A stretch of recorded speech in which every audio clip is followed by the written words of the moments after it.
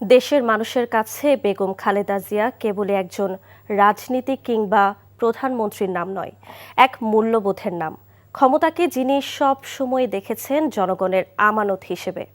দুর্নীতির কালিমা থেকে দূরে থাকার অদম্য সাহস তাকে তুলে এনেছে অন্য এক উচ্চতায়। তবে তার জীবনের রাজনীতি নিছক রাজনীতি ছিল না, ছিল অবিরত লড়াই।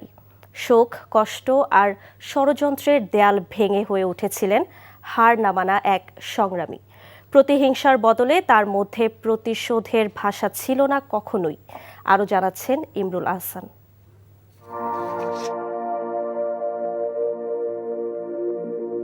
একটি নারী সত্তা যে পরম মমতায় সংসার সামলেছেন, পরে হয়ে ওঠেন গণতন্ত্র ও নেতৃত্বের প্রতীক এবং কোটি মানুষের আশ্রয়স্থল। এই রূপান্তর ছিল সময়, দায়িত্ব ও ইতিহাসের প্রতি সাড়া দেওয়ার সৎসাহস। সেই সাহসই তাকে পরিণত করেছে জাতীয় নেতায়।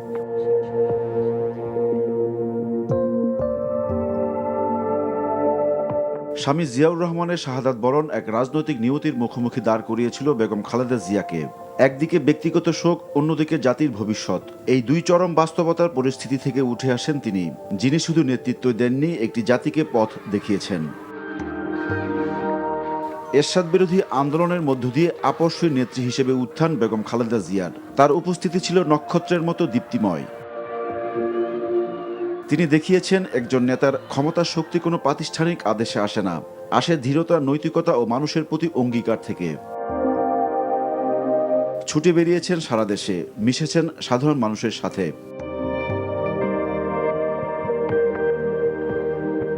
শুধু বিরোধী দলে থাকা অবস্থায় নয়, প্রধানমন্ত্রী হিসেবে জনসভায় তাকে দেখা গেছে জনগণের কথা বলতে।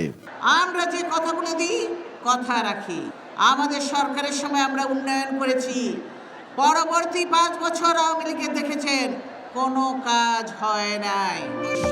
সরকার কিংবা বিরোধী দল, সংসদেও সবসময় যার ছিল সরব উপস্থিতি। আইন সবার জন্য সত্য নয়, সবার জন্য সমান নয়। কারণ যে সরকারি দলের জন্য একরকম আইন, বিরোধী দল বা অন্যান্য জনগণের জন্য আরেক রকম আইন। রাজনৈতিক উত্থানের পাশাপাশি জীবনের বাঁকে বাঁকে তাকে মোকাবেলা করতে হয় নানা ষড়যন্ত্র আর প্রতিহিংসার। তার বিরুদ্ধে ছুটে এসেছিল কুৎসার ঢেউ, দিগন্ত ঢাকা অপবাদ।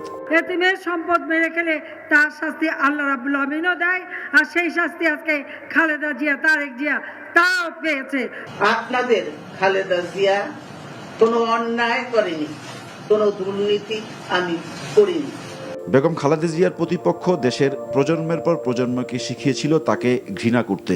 বোমা হামলাকারী, আগুন দিয়ে পুড়িয়ে মারা অগ্নি সন্ত্রাসী, এরা যেন আর কোনোদিন এদেশের রাষ্ট্রীয় ক্ষমতায় আসতে না পারে। 2018 সালে মিথ্যা মামলার সাজা দিয়ে বিএনপি চেয়ারপারসনকে পরিত্যক্ত কারাগারে পাঠায় ফ্যাসিস্ট শেখ হাসিনার সরকার।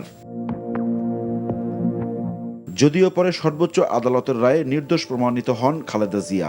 শেখ হাসিনা ওয়াজেদ তার ব্যক্তিগত রাজনৈতিক উচ্চাভিলাষ এবং ফ্যাসিজমকে প্রলং করার জন্য দেশনেত্রী বেগম খালেদা জিয়া, জনাব তারেক রহমান সাহেব সহ অপর আসামিদেরকে এইখানে অন্তর্ভুক্ত করেছিলেন। বাংলাদেশের রাজনৈতিক বাস্তবতায় ক্ষমতা, প্রভাব আর স্বার্থ, এই তিন উপাদান একজন নেতাকে কখনো কখনো নিজের স্বরূপ থেকে দূরে সরিয়ে দেয়।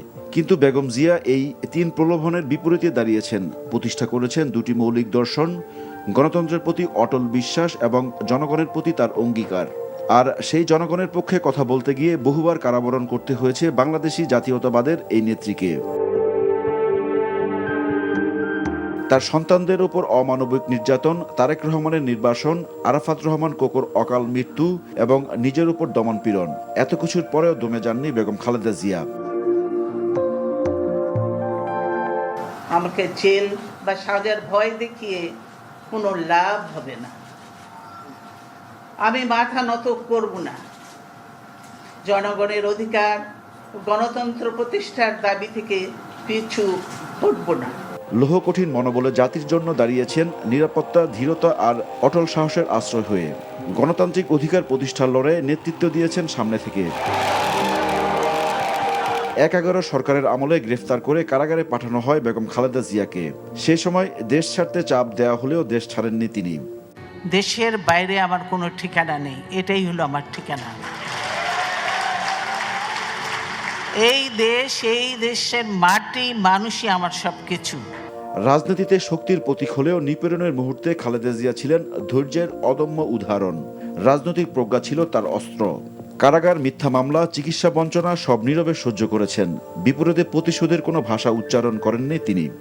প্রতিশোধ নয়, প্রতিহিংসা নয়, ভালোবাসা, শান্তি ও জ্ঞান ভিত্তিক সমাজ গড়ে তুলি। তার শুধু ছিল মানুষের প্রতি ভালোবাসা ও গণতন্ত্র রক্ষার দৃঢ় প্রত্যয়। এই সংকল্পই তাকে ইতিহাসের পাতায় স্থায়ী করে রাখবে।